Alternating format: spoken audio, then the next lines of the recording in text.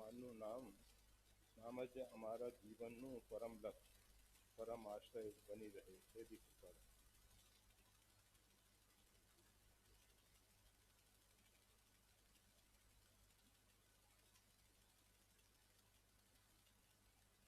नाम के विषय में सभी मध्यकालीन संतों ने बहुत अधिक जोर दिया कि नाम ही एकमात्र उपाय है जो इस जीव का कल्याण कर सकता है. कर्म कांड में उसका प्रारंभ रामाय नमः, राम भद्राय नमः, रामचंद्राय नमः, केशवाय नमः, माधवाय नमः, नारायणाय नमः, प्रारंभ जो है भगवान के नाम से होता है और पूर्ण भी नाम से ही होता है. ज्ञान हो, कर्म हो, उपासना हो. और जैसा गोस्वामी तुलसीदास जी ने एक जगह कहा है कि राम नाम के अतिरिक्त अगर हमको किसी का भी विश्वास हो तो हमारे जीव में कीड़े पड़े. मतलब इतनी दृढ़ता पूर्वक कह रहे हैं कि नाम के अतिरिक्त वो कुछ दूसरा जानते ही नहीं है. नाम ही उनका परम साध्य है. सगुण निर्गुण दोनों रूप में उस ब्रह्म का वर्णन किया जाता है, परंतु ब्रह्म राम ते नाम बड़ वरदायक वर, नहीं कली भक्ति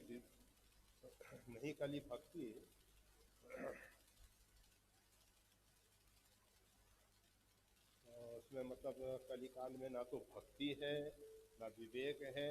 नहीं कली कर्म, ना भक्ति विवेक. कलिकाल में भक्ति भी नहीं है, कर्म कांड भी नहीं है, ज्ञान भी नहीं है. राम नाम अवलंबन, एकमात्र राम नाम ही अवलंबन है. राम नाम परम ध्येय है, परम लक्ष्य है. परंतु राम नाम की साधना किस प्रकार से, वो एक महत्वपूर्ण विषय है. आप सबको अनेकों बार स्पष्ट किया गया है. आदिशक्ति जगदम्बा पराम्बा माँ भगवती सीता जी जो हैं लंका में रावण के यहाँ रहते. मोह दस मोल कासुर रात अहंकार. ये रावण जो है मोह का साक्षात जीवंत स्वरूप है. वैसे तो पुनि नारद कर मोह अपारा, नारद भी मोह से आच्छादित हो जाते हैं, और साधारण नहीं, अपारा. पर जो रावण है ये मोह का जीता जागता पुतला है. जैसे राम हो विग्रहवान धर्म, भगवान श्री राम जो है धर्म का जीवंत स्वरूप है. इसी प्रकार से रावण जो है मोह का जीवंत स्वरूप है. और मोह की नगरी में भगवती सीता जी जाती है, रहती है. वैसे तो एक प्रश्न उठता है कि भगवती सीता जी को लंका में जाने की जरूरत ही क्या थी. भगवान श्री राम जब लक्ष्मण जी वन में कंदमूल फल लेने गए थे, उस समय सीता जी से कहते हैं तुम पावक में करहु निवासा, जब लग करहु निशाचर नासा.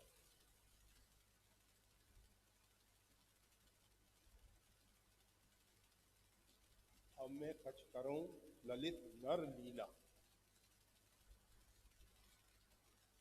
भगवती सीता जी ने कहा आपका अवतार तो नर रूप में तो हुआ ही, रामाख्यमीशम हरिम, नर रूप में आप आए हैं, मानव रूप आपने धारण किया है। बचपन से तो आप नर लीला ही कर रहे हो। प्रात काल उठ के रघुनाथा, मात पिता गुण नावई माथा, आयुष्मान करी पुर काजा इत्यादि। तो आप बचपन से सब नर लीला ही कर रहे हैं। अब कौन सी नर लीला विशेष बाकी रह गई है जो आप करना चाहते हैं? अब मैं कछ करूं नरित ललित नर लीला। अब मैं कुछ विशेष ललित, साधारण नहीं, ललित सुंदर नर लीला कर, और उसके लिए तुम पावक में करो निवास, आप अग्नि में निवास करो। कब तक? जब लग करो निशाचर ना हो, जब तक राक्षसों का वध न हो।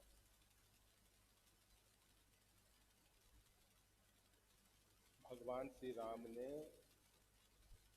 नर लीला के अंतर्गत रावण जैसा पंडित, रावण कम विद्वान नहीं था, बहुत विद्वान था। उसने कुछ तांत्रिक ग्रंथों की भी रचना की, उडीस तंत्रम इत्यादि रावण द्वारा रचित। रावण भगवान शंकर का तथाकथित भगत भी था, वास्तविक भगत तो नहीं है वो, परंतु दिखाता ये कि हम शंकर जी के भगत हैं। परंतु उसकी जो दंभपूर्वक भक्ति है, भक्ति में दंभ, दिखावा, छल कपट, हमारे आचार्य श्री भगवान स्वामी रामानंद जी ने ये भक्ति के अंदर जो दंभ आ गया उसको तोड़ा। भक्ति के अंदर दंभ नहीं होना चाहिए।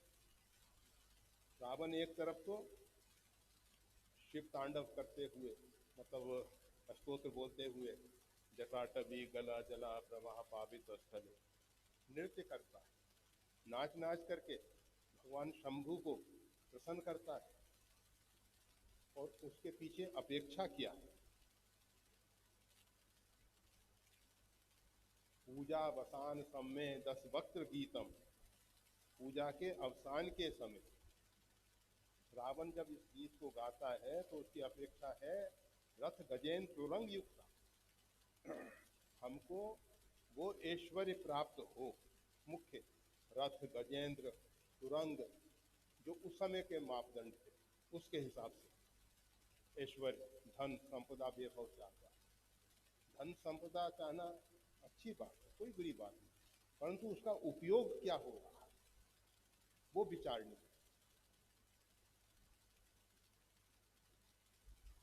और दूसरी तरफ रावण का एक चित्र आता है, कैलाश को जाके उठा लिया, मनहु तोल निज बाहुबल, मानो वो अपने बाहुबल को तोल रहा है शंकर जी के साथ।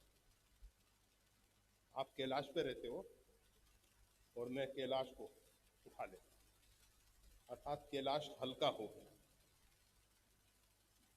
मेरा बाहुबल इतना है।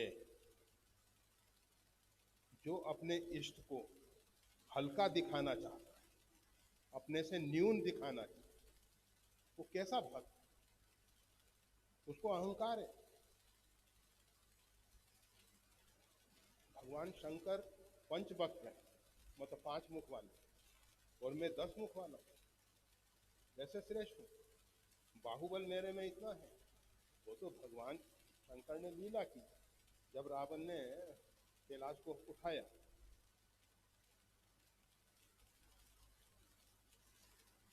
तो पार्वती जी हिली और कस के भगवान शंकर को पकड़ लिया।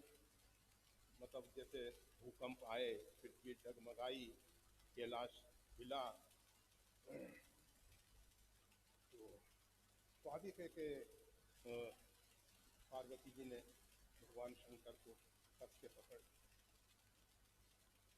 ऐसी स्थिति में भगवान शंकर ने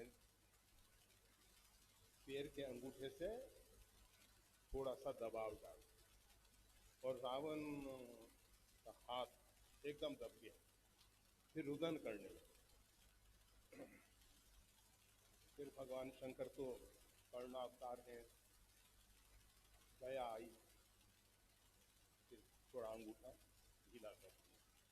तो कहने का मतलब हमारा के इतना ही है, रावण ऊपर से दिखाता है कि हम भक्ति करते हैं और अपने इष्ट को, जिसकी भक्ति कर रहा है, उसको हल्का दिखाने की कोशिश भी करता है। शब्द देखिए, मनहु टोल निज बाहुबल, अपने बाहुबल की तुलना किससे कर रहा है? वो कैलाश के साथ, शंकर जी के साथ। जिस पे आप रहते हो वो कैलाश तो मेरे लिए कुछ भी नहीं है, मैं फूल की तरह इसको उठा लूंगा। तो भगवान शंकर ने कृपा करके दिखा दिया आपने थोड़ा। तो रावण जो है विद्वान भी है, सब कुछ है, परंतु उसने अपने ज्ञान का, अपनी समझ का सदुपयोग नहीं किया। उसने पूरे विश्व का, विश्व मतलब अंतरिक्ष में जो लोकांतर है उनका सौंदर्य, धन, ऐश्वर्य का अपहरण कर अपना उपभोग करना था। वो चाहता था कि संसार में जितना भी सौंदर्य है, जितना भी धन वैभव है, उसका उपभोग मैं कर। और लंका जो सोने की लंका बन गई, कोई वहां खदानों से सोना नहीं निकला था, लूट लूट के सोना ला ला के। और देख लो अभी तो लंका की क्या स्थिति हो रही। अगर उनके पास इतने प्राकृतिक रूप से स्वर्ण की खदानें होती तो आज ये स्थिति नहीं होती है। जो भी है। और भगवती सीता जी की मुख्य बात राम नाम के विषय में करनी है। तो भगवती सीता जी जो है मोह की नगरी लंका में निवास करती और वहाँ बताती हैं कि जीव को किस प्रकार रहना है, किस प्रकार रहना है। हम सब भी मोह नगरी में ही रह रहे हैं। संसार में मोह के अंदर ही हम जी रहे हैं। इसमें जो वास्तविक सत्य है उसमें हम नहीं जी रहे हैं। हम संसार को ही सत्य मान बैठे। और संसार में भी हमारा जो संसार, जो अहमता और ममता के आधार पर निर्मित संसार, उसको ज़्यादा महत्व देते। आप अपने परिवार के लिए सब कुछ करते, पूरे राष्ट्र के लिए नहीं सोचते, पूरे विश्व के लिए नहीं सोचते, पूरे अस्तित्व के लिए नहीं सोचते। सोचते जरूर है, अच्छी स्थिति है, कम से कम परिवार के लिए तो सोचते हैं। और उससे भी ज़्यादा स्थिति केवल अपने लिए सोचना, अपने को हाड़ मांस का पुतला मान के, अपने आप को शरीर मान के केवल शरीर के लिए जीना। केवलादो भक्ति केवलाघो भव, केवल अघ वही है, केवल पाप वही है जो केवल अपने आप को शरीर मान के अपने लिए जी रहा है। सबसे बड़ा पाप। तो भगवती सीता जी लंका में रहती है। हनुमान जी महाराज ने भगवती सीता जी का दर्शन किया और भगवान श्री राम के पास जाकर उसका वर्णन किया है कि सीता जी किस प्रकार से लंका में निवास करती। किस प्रकार से लंका में हुआ। नाम पहारू दिवस निशि, ध्यान तुम्हार कपार, लोचन निज पद दंतिता, जाई प्राण के ही। नाम पहारू, नाम जो है प्रहरी बन के उनकी रक्षा कर रहा है। ये बहुत महत्वपूर्ण, नाम प्रहरी बन के, जैसे द्वार पे प्रहरी रहता है, द्वारपाल, वॉचमैन आजकल की भाषा में। ये प्रहरी शब्द तो आप, पहले क्या होता था, जो भी द्वारपाल है आलस में ना आए, इसलिए एक प्रहर की, एक समय की उसको सेवा दी जाती, फिर दूसरे पैर पे दूसरा, तीसरे पैर पे तीसरा, या फिर उसको ही बदल के दोबारा से अवसर दिया जाता, इसलिए उसको कहते थे प्रहरी। 4 प्रहर दिन के, 4 रात के, 8 प्रहर।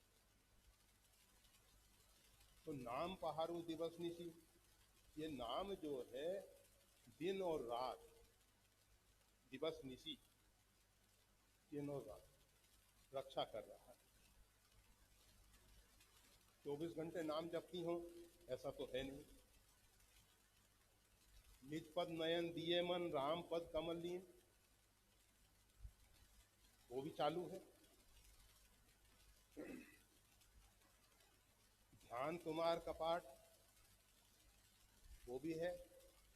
अब ये नाम की कौन सी साधना है जिससे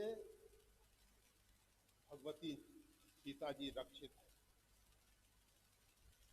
साधक को अपने जीवन में नाम का जप इतना करना है, इतना करना है, नाम जप करते करते नाम का एक आभा मंडल तैयार हो जाए, उसके अंदर हम वज्र पंजर नामेदम यो राम कवचम स्मृति, ये जो वज्र पंजर नाम का कवच तैयार होता है, जिसके अंदर साधक सुरक्षित रहता है, उसमें बाहर की कितनी ही जगत जेत्रेक मंत्रेण, जगत में जितने भी मंत्र हो सकते हैं, जितनी प्रकार की साधनाएं, वो सब राम नामना अभिरक्षितम, तो राम नाम से अभिरक्षित है। ये नाम का जो वज्र पंजर कवच बनाना है, नाम प्रहरी बन जाए, दिन रात हमारी रक्षा है, दिन रात रक्षा। हम सो रहे हों, हम जाग रहे हों, हम ध्यान कर रहे हों, हम पूजा पाठ कर रहे हों, कुछ भी करें हम, नाम जो है प्रहरी बन के हमारी रक्षा, उस कक्षा में हमको पहुंचना। माता जी हमारी जो राम मंत्र की परंपरा है ना, जानकी ऋषि हमारी आचार्य हैं, परमाचार्य हैं, वो हमको बताती हैं कि साधक को किस स्थिति में पहुंचना, किस कक्षा में पहुंचना, कितना नाम जप किया जाए, और नाम जप करते करते फिर एक ऐसी स्थिति आती है, आपको फिर चेष्टा नहीं करनी पड़ती, और अंदर ही अंदर नाम चलता रहता है, आपको कुछ नहीं करना होता है। आपको एक उदाहरण देके समझा, कभी कभी होता क्या है, किसी का नाम आप भूल गए, कहते हैं बिल्कुल जबान पे रखा है पर आ नहीं रहा, आ नहीं रहा, भूल गए आप। बहुत याद करने की कोशिश करते, बहुत याद करने की कोशिश करते, नहीं याद आता, फिर कहते छोड़, छोड़ देते। अचानक उसी दिन या अगले दिन या एक सप्ताह बाद, कभी कभी तो महीनों लग जाते हैं, तो नाम याद आ जाता है। जिसको आप बहुत प्रयास पूर्वक याद कर रहे थे, आपके प्रयास से नहीं आ सका और वो अचानक आया। अचानक कहाँ से आया और क्यों आया और कैसे आया?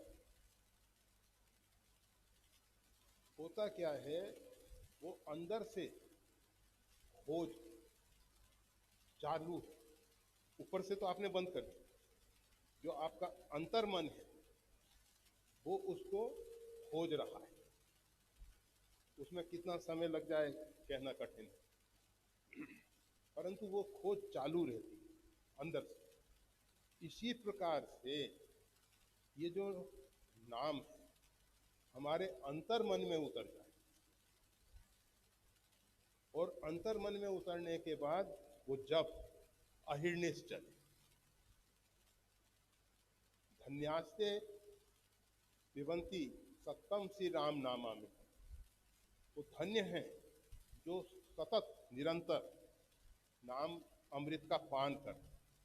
वो अंदर की प्रक्रिया है, ऊपर की बेखरी बानी की नहीं है, मानसिक जप नहीं है, जिसको लोग अजपा कहते हैं। मतलब श्वास प्रति श्वास, श्वास के आने जाने में जो वो नहीं है, वो अंतर मन में रमन करता है नाम, और उसका प्रभाव होता है कि वो हमारे ये एक वज्र पंजर कवच निर्मित कर देता है। तो नाम का आश्रय लेना बहुत अच्छी बात है, परंतु नाम जप से तृप्ति नहीं होनी चाहिए। यह कि हमने इतना नाम जप कर लिया कि हमारी कुटी में चारों तरफ नाम की ध्वनि गूंजने लग गई, हमारे रोम रोम से नाम की ध्वनि प्रकट हो गई। हुआ है ऐसा। बाबा लालदास जी महाराज, ये जो आपका प्रसंग पारिजात, इसके रचयिता श्री चेतन दास जी महाराज, उनके कृपा पात्र शिष्य बाबा लालदास जी, जिसके पास औरंगजेब का बाप क्या शाहजहां था, जो भी वो जाता था, लेके गया था लालदास जी बाबा के पास अपने रामानंदी वैष्णव, क्योंकि चेतन दास जी महाराज स्वामी जी के कृपा पात्र, और स्वामी जी के कृपा पात्र बाबा लाल जी। ध्यानपुर पंजाब में गुरदासपुर जिला है, और उसमें ध्यानपुर एक स्थान है, वहाँ बाबा लालदास जी महाराज। ध्यानपुर उनके शिष्य थे ध्यानदास जी, तो गुरुदेव की सेवा कर रहे थे ध्यानदास जी महाराज। मन में विचार आया कि नाम तो गुरु जी का ही चलेगा, हमें कौन जानेगा। कहा बेटा तेरे नाम से इस जगह का नाम रहेगा, लालपुर की जगह ध्यानपुर होगा। ध्यानदास जी महाराज से तो उन्होंने इतना नाम जप किया था कि वृक्ष पीपल, जिस वृक्ष के नीचे जब पत्ते पत्ते से नाम की ध्वनि।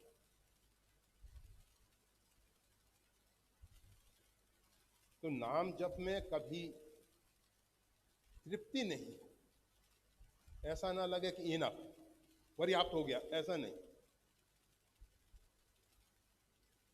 कभी भी अगर नाम में तृप्ति की बात आ गई, रस विशेष जाना तिन नहीं, उनको राम नाम का रस मिला ही नहीं है।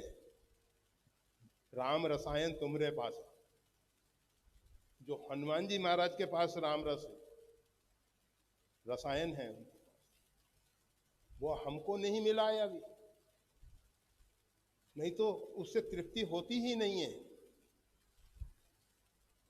परंतु उस कक्षा तक पहुंचना है जहां नाम प्रहरी बन के हमारी रक्षा करे, अहिर्निश दिन रात।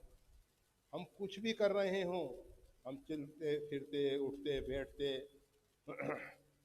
कुछ भी कर रहे हों, परंतु नाम महाराज हमारे साथ सदा बने रहे।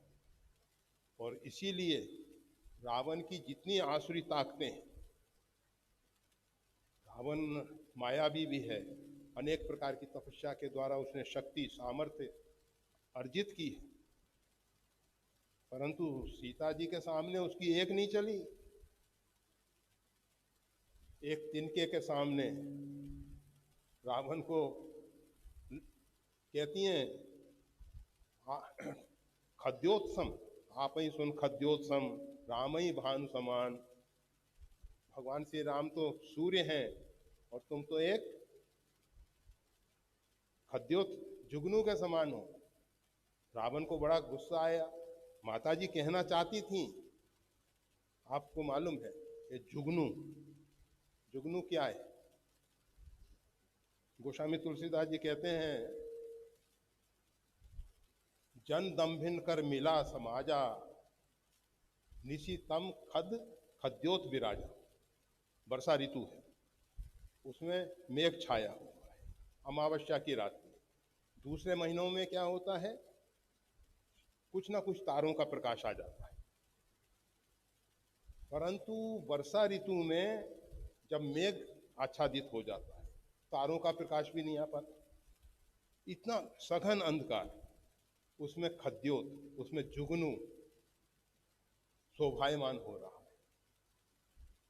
लोगों को लगता है कि जुगनू जो है प्रकाश टिम टिम टिम टिम कर रहा है, ये प्रकाश का प्रेमी है, परंतु वो प्रेमी किसका है? अंधकार का।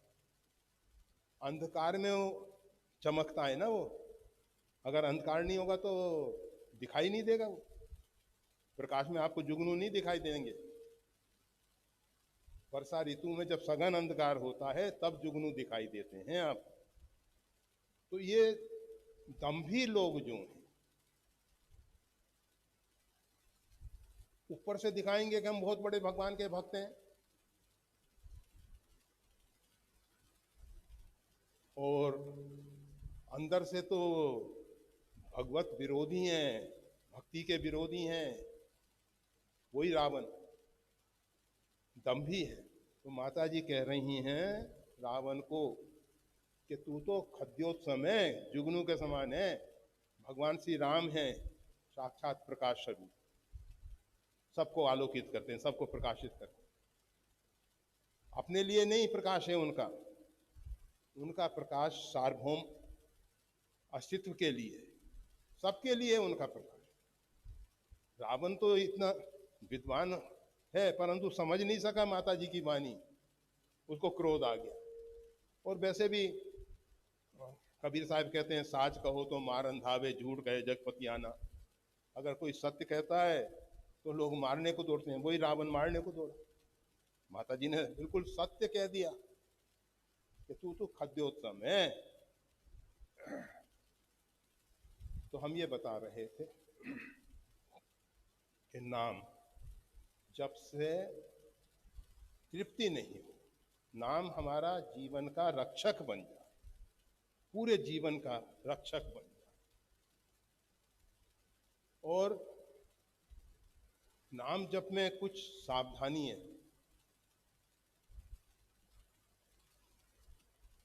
रखनी होती है। गोस्वामी तुलसीदास जी से किसी ने पूछा कि आप 100 वर्ष से अधिक आयु के हो चुके, और वास्तविक में गोस्वामी तुलसीदास जी 126 वर्ष तक इस पृथ्वी पे रहे।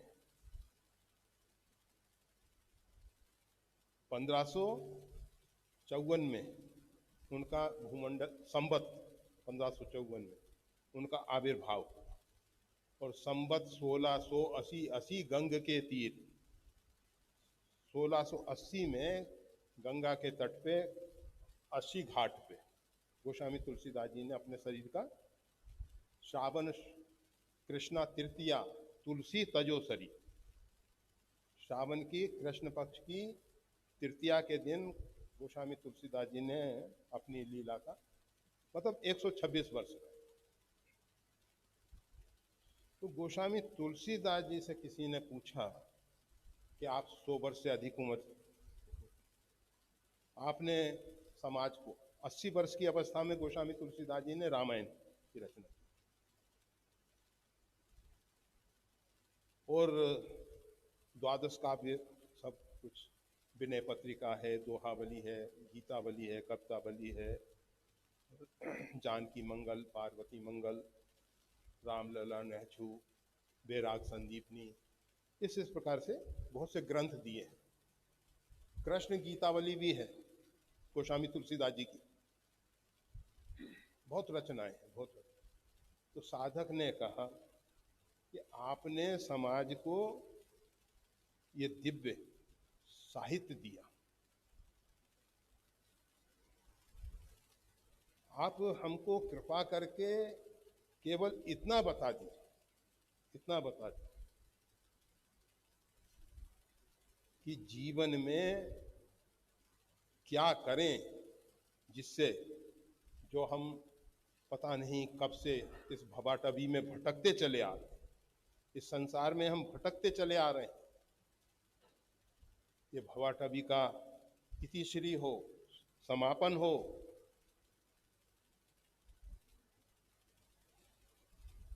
सारांश में आप बता दें। गोस्वामी तुलसीदास जी ने कहा, बिगड़ी जन्म अनेक की, सुधरे अभी आज, होहु राम को नाम जप, तुलसी तज कुसमाज। गोस्वामी तुलसीदास जी कहते हैं, होहु राम को नाम जप, राम के हो जाओ। अभी हम किंकर कंचन कोह काम के, वर्तमान में हमारा जीवन जो है, हम किंकर मतलब दास बने हुए हैं, लोभ के, धन संपदा के, ऐश्वर्य के, हम क्रोध के, हम नाना प्रकार के विकारों के दास बने हुए हैं। परंतु गोस्वामी तुलसीदास जी कहते हैं, नहीं, होहु राम को, राम के हो जाओ। जिस प्रकार से पतिव्रता नारी पति के लिए सब कुछ अपना जीवन समर्पित कर देती है, इसी प्रकार से हमको राम के होना है, राम के लिए समर्पण करना है। और जब तक परमात्मा श्री राम के लिए हम वो समर्पण नहीं करते, तब तक नाम से जो क्रांति आनी चाहिए वो नहीं आने वाली। ये नाम जप में बहुत महत्वपूर्ण सूत्र हैं, जिनको ध्यान में रख के फिर नाम जप करो आप। बारक नाम कहत जग जेऊ, एक बार भगवान का नाम ले ले, हो तरन तारन नरती। वो स्वयं भी भवसागर से पार हो जाता है और दूसरों को भी भवसागर से पार कर देता है। एक बार उस कक्षा में पहुंचना है, परंतु वो कक्षा में पहुंचने से पूर्व इन सूत्रों पे ध्यान देना होगा। होहु राम को, हमको राम का होना है, हमें संसार का नहीं होना है, हमें व्यक्तियों का नहीं होना। हम ये नहीं कहते संसार का त्याग करो, हम नहीं कहते कि परिवार वालों के साथ आप बेमनस्य रखो, उनको उपेक्षित भाव से रखो, नहीं, यथा योग सबके साथ कर्तव्य पालन करो, जहां जहां जैसा है करो, परंतु हे हम राम के। एक व्यभिचारिणी नारी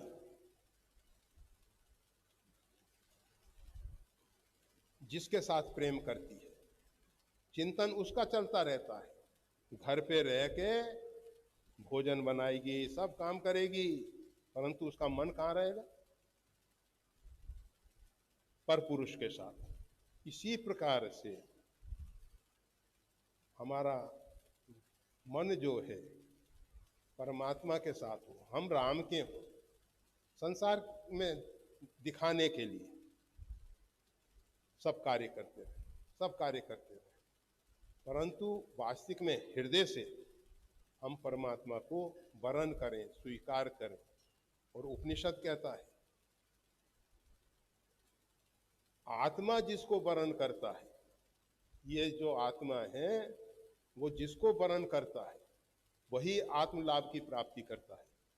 हमारे करने से, जप तप अनुष्ठान से नहीं होने वाला, ये आत्मा हमको स्वीकार करे।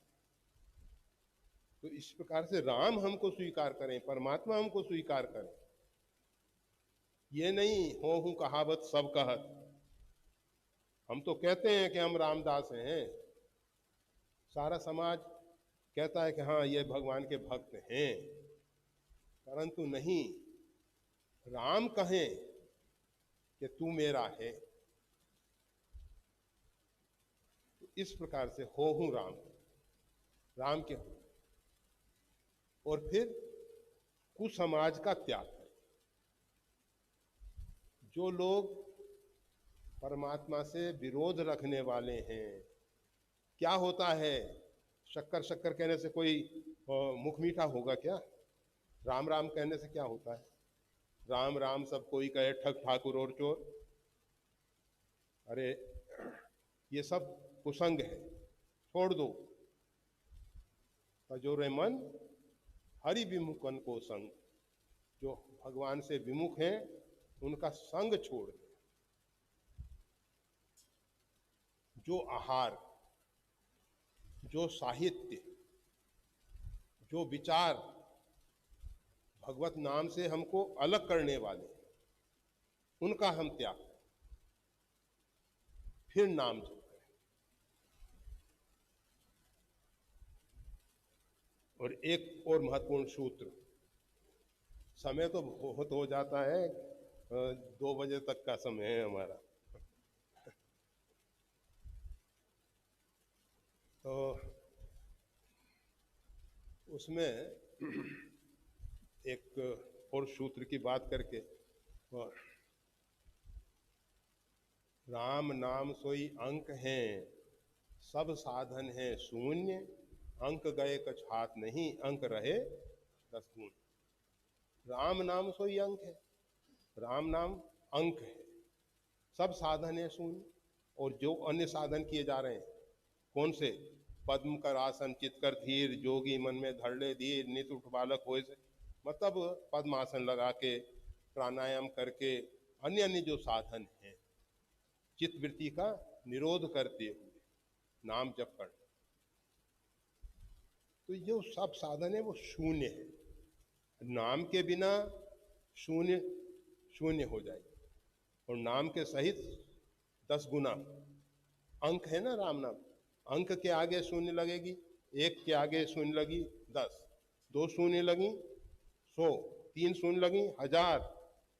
तो इस प्रकार से बढ़ता चला जाएगा, 10 गुना बढ़ता चला जाएगा। तो नाम के साथ होना चाहिए। कहते हैं कि हम तो चलते फिरते उठते बैठते राम नाम ले लेते।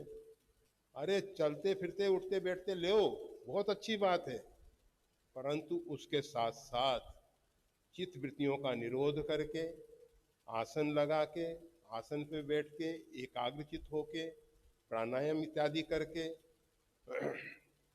और अपना नित्य नियम का जो मंत्र जप है वो करके फिर नाम जप करो, तो उससे 10 गुना परिणाम आएगा। ज्यादा लाभ लो ना। कोई भी आप धंधा करते हो, देखते हो कि किसमें कितना अधिक से अधिक लाभ मिलेगा। भाई समय तो उतना ही दे रहे हैं, और समय उतना है ही, 24 घंटे से ज्यादा दिन रात में नहीं मिलते हैं हमको, कोई 24 घंटे हैं। अब उसमें हम जितना भी समय दे पाते हैं उसका अधिक से अधिक लाभ लें, और उसका उपाय यही है। वैसे तो गोस्वामी तुलसीदास जी कहते हैं, भाव कुभाव अनख आलसहूं, नाम जपत मंगल देश दसहूं। चाहे भाव से जपो, कुभाव से जपो, बेर भाव से जपो, आलस में जपो, राम राम कहिए जमुहाई, जमुहाई में ही भगवान का नाम ले लो।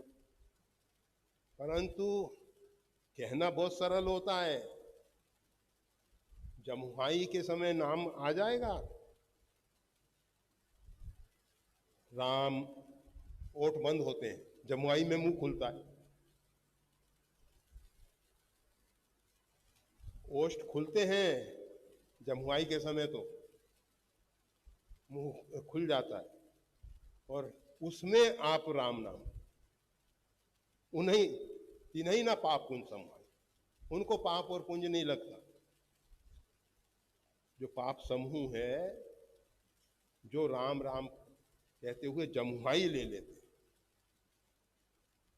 सब मिला के नाम बहुत अच्छा है, परंतु नाम के साथ जो अन्य सूत्र हैं उन पे विचार करते हुए नाम हमारा प्रहरी बन के वज्र पंजर कवच के रूप में रक्षक बन जाए, और नाम भगवान श्री राम के होके कुसंग का त्याग करके जप करेंगे, उसके साथ साथ अन्य साधनों को भी यथोचित स्थान देते हुए नाम जप करें। जय श्री राम।